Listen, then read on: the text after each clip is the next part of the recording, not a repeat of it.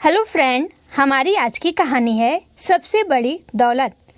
राम प्रसाद जी एक गांव के छोटे से स्कूल के टीचर थे। बहुत ही ईमानदार, नेक दिल इंसान थे।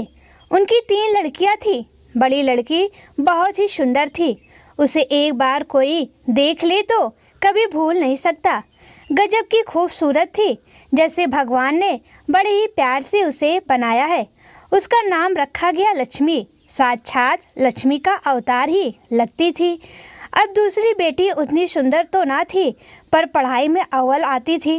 राम प्रसाद जी के बड़े अरमान थे उसे डॉक्टर बनाने का, और उन्होंने उसका नाम सरस्वती रख दिया।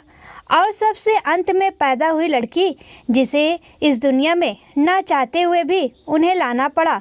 ना तो सुंदर थी, ना पढ़ने में होशियार थी, पर एक बात तो है, उसमें वह गुणों की खान थी। घर का सारा काम मिनटों में निपटा देती थी।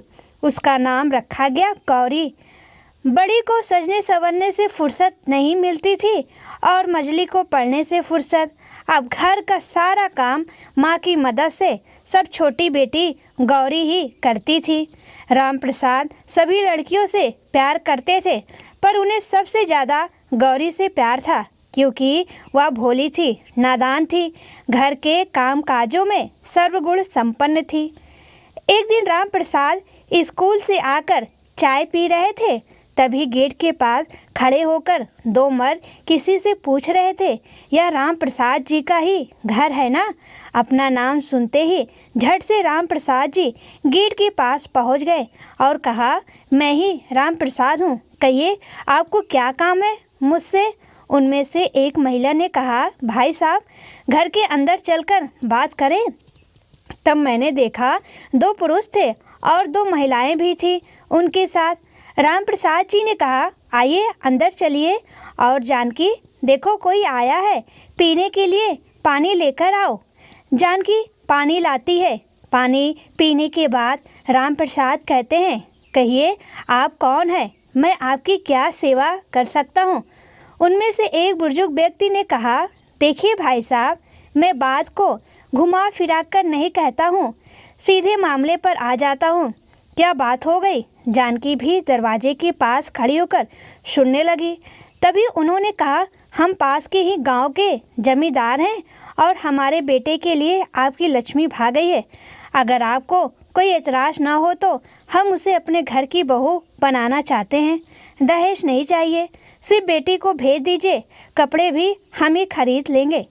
राम प्रसाद और जानकी के तो काटो तो खून नहीं, उनके मुंह से आवाज़ भी नहीं निकली। उन्होंने कहा, आप भी एक बार हमारे बारे में पूछताछ कर लीजिए। हमारा इकलौता बेटा है, अगर आपकी हाँ है तो खबर करें, हम शादी का मुहूर्त निकाल लेंगे। उनके जाने के बाद जानकी ने कहा, रिश्ता बहुत अच्छा है, वो लोग खुद चलकर आए, देर ना करते हुए हाँ बोल दीजिए। राम प्रसाद ने अपने साथ के लोगों से पूछा। सब ने उस परिवार को बहुत अच्छा है बताया। फिर क्या, बस चट मंगनी पट ब्याह करते हुए लक्ष्मी की शादी हो गई और वह अपने ससुराल चली गई। ससुराल में सभी सदस्य खुश थे कि नई बहू के कदम घर में पड़ते ही बरसों से चल रहा केस जीत गए। बस लक्ष्मी कमर में चाबियों का गुच्छा लटकाकर नौकरों पर हुकूमत करते दिखाई देती है। जानकी तो आस पड़ोस के लोगों से लक्ष्मी के ससुराल की तारीफ करते नहीं थकती थी। राम प्रसाद खुश थे कि लक्ष्मी ससुराल में खुश है।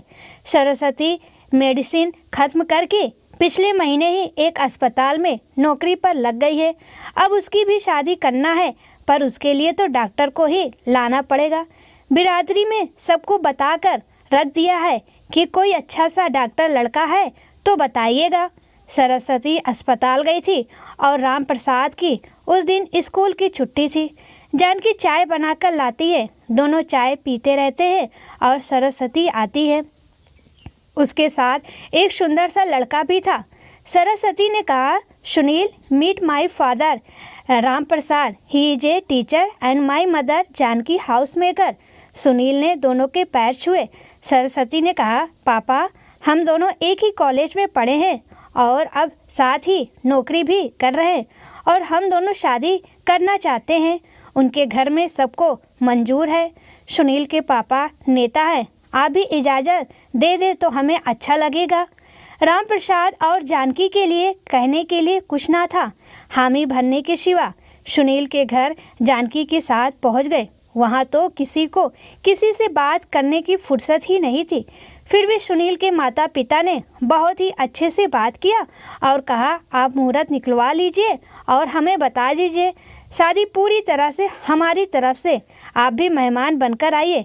इतनी सुंदर पढ़ी लिखी डॉक्टर लड़की को हमें दे रहे हैं, उससे ज़्यादा हमें कुछ नहीं चाहिए। मैंने सोचा मेरी बेटियां खुशकिस्मत हैं कि उन्हें इतना अच्छा परिवार मिल रहा है। और फिर सरस्वती की भी शादी धूमधाम से हो गई और वह भी ससुराल चली गई। अब जानकी अपने आस पड़ोस के लोगों को सरस्वती के ससुराल और उनके ससुर के नेता होने की बात सबको बताती है। राम प्रसाद ने सोचा घर सूना सूना हो गया है, अब सिर्फ मैं गौरी और जानकी ही है। गौरी की भी जल्दी से हाथ पीले करने पड़ेंगे। सोचते हुए थके हुए शरीर को आराम देने के लिए नींद में डूब गए। राम प्रसाद अब रिटायर होने वाले थे। उन्हें लगा पहले ही गौरी की भी शादी किसी तरह कर दूं तो गंगा नहा लूँगा। बिरादरी में बोलकर रखा कि बहुत सुशील कामकाज में निपुण लड़की के लिए वर चाहिए। एक दिन राम प्रसाद स्कूल खत्म कर घर आ रहे थे कि रास्ते में एक लड़के ने उनका रास्ता रोक लिया और कहा, मास्टर जी आपने मुझे पहचाना नहीं, मैं आपका छात्र हूँ। मास्टर जी ने उसे आशीर्वाद दिया और कहा, विनय मैं अपने सबसे होनहार छात्र को कैसे भूल सकता हूँ। बोलो बेटा अब क्या कर रहे हो, कहाँ रहते हो, यहाँ किस काम से आए हो। मास्टर जी इतने सवाल एक साथ। तभी मास्टर जी का घर आ गया। उन्होंने विनय को घर के अंदर बुलाया और जानकी को चाय के लिए आवाज़ देकर कहा, चल बेटा अब मेरे सवालों का जवाब दे दो। विनय ने कहा, मास्टर जी मैंने इंजीनियरिंग की है, फिर मैं मास्टर करने का अमेरिका गया, पिछले महीने ही वापस आया हूँ और गांव में ही रहकर लोगों की मदद करना चाहता हूँ। सुनकर मास्टर जी को बहुत अच्छा लगा। उन्होंने कहा, तुम्हारे जैसे लोग आज के ज़माने में कहाँ मिलेंगे, मुझे तुम पर गर्व है। विनय और तुम्हारे माता पिता के बारे में बताओ, कैसे हैं वो लोग। विनय उदास हो गया और उसने कहा, मास्टर जी पिछले साल एक एक्सीडेंट में दोनों की मौत हो गई है। कहते हुए उसकी आंख भर आई। मास्टर जी ने उसे गले लगाया और कहा, हम हैं ना। विनय जब तक गांव में था रोज़ मास्टर जी के घर आता जाता था। एक दिन उसने कहा, मास्टर जी अगर आपको कोई आपत्ति नहीं है तो मैं गौरी से शादी करना चाहता हूँ। मास्टर जी तो बहुत खुश हुए कि गौरी एक अच्छे इंसान की पत्नी बनकर जा रही है। विनय के तो माँ बाप नहीं थे, मास्टर जी ने ही दोनों तरफ का काम संभाला। जानकी को विनय अपने बड़े दोनों दामादों के सामने एकदम कम लगा, पर चलो गौरी के लिए ठीक है ऐसा सोचकर चुप हो गई। उसे नहीं मालूम था कि विनय बहुत पढ़ा लिखा बच्चा है। वह गौरी के प्रति उदासीन थी, इसलिए उन्होंने विनय के बारे में कुछ भी जानने की कोशिश भी नहीं की। दोनों बहनों के परिवारों को न्योता गया। परिवार के सदस्य व्यस्तता के चलते नहीं आ सके। बहनें दोनों 2 दिन पहले ही पहुंच गई थी। अपने अपने ससुराल की डींग हाँकने में लगी थी। उन्हें विनय के बारे में यह नहीं मालूम था कि वह अमेरिका से मास्टर करके आया है, डिग्री किया होगा, गौरी के लायक है, यह सोच लिया था। शादी के दिन दोनों दामाद आ गए। जानकी के लिए पूरा समय उनके नाच नखड़े उठाने में ही लग गया। शादी हो गई और गौरी भी ससुराल चली गई। मास्टर जी ने सोचा विनय गौरी के लिए सही जीवन साथी था। दोनों माँ पिता से मिलने आते थे। बातें करते घर पूरा हंसी ठिठोलियों से गूंज उठता था। दिन बहुत ही मज़े में गुजर रहे थे। सब अपने अपने घरों में व्यस्त थे, पर नियति को यह नहीं भाया। एक रात 2 बजे विनय को फ़ोन आया, राम प्रसाद जी का। विनय जल्दी से आ जाओ, मेरी तबीयत ठीक नहीं लग रही है। विनय गौरी को लेकर भागा। उन्होंने सरस्वती को भी फ़ोन किया और राम प्रसाद जी को अस्पताल में भर्ती कराया, क्योंकि उन्हें दिल का दौरा पड़ा था। सभी लड़कियां आ गई थी और जानकी जी को तो जैसे सांप सूंघ गया था। वो चुपचाप सबको भागते हुए देख रही थी। राम प्रसाद जी की हालत में सुधार आया। सब अपने अपने घर चले गए। सरस्वती ने कहा, माँ मैं भी घर जाकर आती हूँ, अब पापा ठीक है, गौरी तो है ही ना। जानकी राम प्रसाद जी के पास ही बैठी थी। उन्होंने कहा, देख जानकी, अगर मुझे कुछ हो जाता है ना तो गौरी के साथ रहे और किसी के पास नहीं जाना। जानकी मन ही मन सोच रही थी कि लक्ष्मी पैसे वाली, वहाँ आराम मिल सकता है, नौकर चाकर सब हैं, और सरस्वती वह तो डॉक्टर है, वहाँ तो दवाइयों की सुविधा भी है, और गौरी उनके पास तो कुछ भी नहीं है, और इनका तो दिमाग ही खराब हो गया है जो मुझे सुख सुविधाओं को छोड़कर गौरी के साथ रहने के लिए कह रहे हैं। खैर देखेंगे तब की तब, कहकर सिर्फ सिर हिलाकर चुप रही। होनी को कोई नहीं टाल सकता, और राम प्रसाद जी सबको अकेले छोड़कर स्वर्ग सिधार गए। लड़कियां रोने लगी और दामाद सब बिने का मजाक उड़ा रहे थे। बहनें गौरी से सारा काम करा रही थी कि हमें तो आदत नहीं है, तुम ही कर सकती हो, क्योंकि तुम्हारे यहाँ नौकर चाकर नहीं है। न गौरी ने कुछ नहीं कहा और चुपचाप सब काम देखने लगी। बिने ने भी बेटे का फर्ज निभाया। 10 दिन खत्म हो गए। गौरी ने कहा, माँ हमारे घर चल, हमारे साथ ही रहना। तभी लक्ष्मी ने कहा, अरे नहीं माँ, मेरे साथ चल, तुझे मैं बहुत आराम से रखूँगी। जानकी खुश हो गई। तभी सरस्वती बोली, माँ मेरे साथ चल, मैं डॉक्टर होने के नाते तेरी पूरी देखभाल करूँगी। जानकी लक्ष्मी के साथ जाने की तैयारी में लग गई। उसने कहा, सरस्वती फिर तेरे घर आऊँगी। उसने गौरी की तरफ देखा भी नहीं। वह फिर से गरीबी में दिन गुजारना नहीं चाहती थी। उसे लगा, अमीरों के तौर तरीके सब एक बार इन आँखों से देख लेती हूँ। लक्ष्मी के घर पहुँची। वहाँ 10-15 दिन उसकी खूब देखभाल किया गया। वह अपनी बेटी को कमर में चाबियों का गुच्छा लटकाकर घूमते देख फूली न समाती थी। एक दिन लक्ष्मी की सास ने कहा, लक्ष्मी तुम्हारी माँ दिन भर बैठी रहती है, रसोई में मदद करने के लिए कह दे। लक्ष्मी माँ से कहा, माँ तुम रसोई में थोड़ा मदद कर दे। जानकी रसोई में पहुँची। धीरे धीरे उनसे बहुत सारा काम कराने लगे। एक दिन जानकी ने लक्ष्मी से कहा, मैं भी तेरी सास की उम्र की हूँ, थक जाती हूँ, वो कुछ काम नहीं करती है, फिर मैं क्यों करूँ। लक्ष्मी ने कहा, माँ यह उनके बेटे का घर है, वो मलकिन है, आप अपनी तुलना उनके साथ कैसे कर सकती है। आपको रहना है तो काम करना पड़ेगा, वरना आप जा सकती हैं। जानकी लक्ष्मी की बात सुनकर सोचती है, उसे अपना स्थान इस घर में बनाए रखना है तो उनकी बात सुननी ही पड़ेगी। दूसरे दिन सरस्वती को खबर दे दी गई और वह माँ को अपने साथ ले जाने के लिए आई। सरस्वती माँ को अपने घर ले आई और कहा, आप आराम से रहिए, इस घर में कोई रोक टोक नहीं है। जानकी खुश हो गई। यह खुशी भी ज़्यादा दिन नहीं मिला, क्योंकि सरस्वती और पति अस्पताल चले जाते, बाकी सब अपने अपने कामों में व्यस्त। न कोई पूछने वाला या बात करने वाला, सब अपने समय से खाना खा लेते थे। जानकी ने खाया या नहीं पूछने वाला भी नहीं था। जब सरस्वती से कहा तो उसने कहा, माँ खुद रसोई में जाकर बना लीजिए, आप मेहमान नहीं हो, कहकर चली गई। धीरे धीरे उसके ससुर से मिलने आने वालों को चाय नाश्ता पकड़ाना आदि काम कराने लगे। किससे क्या कहे, कभी कभी तो बिना खाए ही सोना पड़ता था। एक दिन सरस्वती बेटी से बात करूंगी यह सोचकर उसके कमरे की तरफ जाती है। अंदर से उसके दामाद की आवाज़ सुनाई देती है, सरस्वती अब अपनी माँ को गौरी के पास भेज दो। कल मेरी माँ गुस्से से लाल पीली हो रही थी कि और कितने दिन रहेंगी तेरी साथ। हाँ सुनील, लक्ष्मी भी कह रही थी, घर में बिठाकर कौन खिलाए, इसलिए काम बताया तो मेरी सास से अपनी तुलना कर रही थी। तू भी काम करे तो रख, वरना भेज दे गौरी के पास, उनकी असली जगह वही है। कोई आए और पूछे, माँ आपके साथ रहती है, मेरी नज़र तो शर्म से झुक जाए। यह सब सुनकर जानकी उल्टे पांव वापस अपने कमरे में आती है। दूसरे दिन रविवार था। सुबह उठते ही उन्होंने कहा, मुझे गौरी के घर छोड़ देगी। सरस्वती ने कहा, नेकी और पूछ चल अभी छोड़ आऊँगी। दूसरे ही पल जानकी गौरी के घर में थी।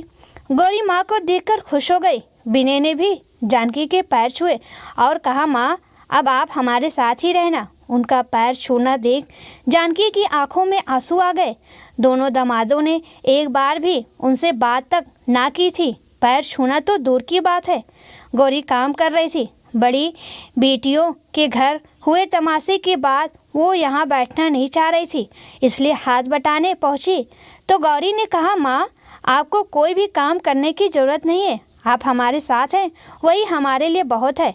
जानकी को अब कुछ काम करना नहीं पड़ता था, सारे काम गौरी ही कर लेती थी।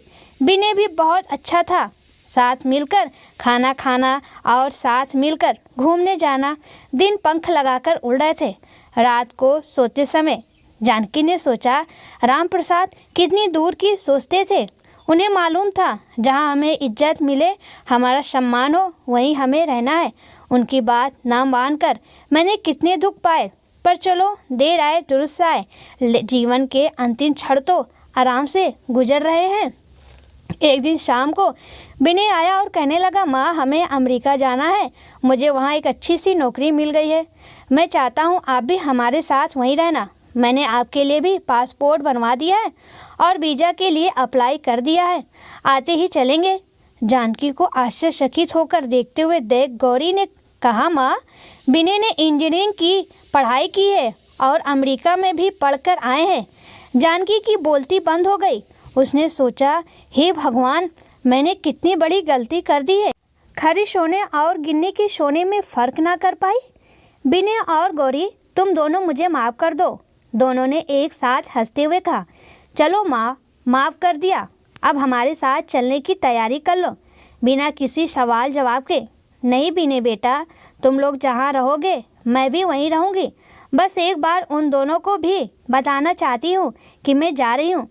गौरी ने कहा, ठीक है माँ, जाने से पहले दोनों से एक बार मिल लेना। जानकी और गौरी बहनों से मिलने जाने के लिए तैयार हुई। तभी डोर बेल की आवाज़ सुनाई दी। गौरी ने दरवाज़ा खोला, देखा बहनें दोनों खड़ी थी। कैसी है तू? माँ कहाँ है? माँ हम यह क्या सुन रहे हैं, तुम अमेरिका जा रही हो? अंदर से जानकी आई और कहने लगी, हाँ सही सुना, तुम लोगों ने अगले हफ्ते के टिकट बने हैं हमारे। मैं और गौरी तुम लोगों को बताने के लिए तुम लोगों के घर आ रहे थे, पर माँ विनय तो पढ़ा लिखा भी नहीं है, उसे कैसे आने देंगे वहाँ? हम खुद कब से जाने की सोच रहे हैं, पर हमारी वीज़ा 2 बार रिजेक्ट हो गई है। लक्ष्मी ने कहा, अरे दी हमारा भी यही हाल है। सरस्वती ने कहा, फिर विनय का तो कुछ आता जाता भी नहीं है, ज़बरदस्ती तुम लोगों को वहाँ ले जाकर काम कराएगा, और वैसे भी किस बेवकूफ़ ने उसे वीज़ा दिया है। दोनों की बातों से लग रहा था जैसे कितनी ईर्ष्या हो रही है उन्हें। माँ ने कहा कि तुम दोनों अपना मुंह बंद करो। विनय ने इंजीनियरिंग की पढ़ाई की और अमेरिका में मास्टर किया है। मुझे भी नहीं मालूम था, अभी थोड़े दिन पहले मुझे पता चला है। वहीं की किसी बड़ी कंपनी ने उसे बुलाया है। विनय अपने नाम की तरह ही है। मैं ही मूर्ख थी जो पीतल को सोना समझ बैठी और उसकी कद्र नहीं की, पर अब मुझे पता चल गया है कि असली दौलत क्या होती है। तुम्हारे पिता ने इस फर्क को पहचान लिया था। खैर मैं यहाँ खुश हूँ, तुम लोग भी अपने घरों में खुश हो। यहाँ अकेले रहकर क्या करोगी, इसलिए विनय के बुलाते ही मैंने हाँ कर दी, तो चलती हूँ। खुश रहो, कभी कभी फ़ोन करते रहना। दोनों बहनों ने कहा, माँ हमें माफ़ कर दो, असली दौलत विनम्रता पूर्वक दूसरों की मदद में ही है, यह हमें भी मालूम नहीं था। गौरी खुश रहे कहते हुए वो अपने घर चले गए। विनय, गौरी और जानकी अमेरिका में ही बस गए। सच में दोस्तों, पैसा ही सबसे बड़ी दौलत नहीं होता, प्यार, सम्मान, व्यवहार ही सबसे बड़ा दौलत होता है।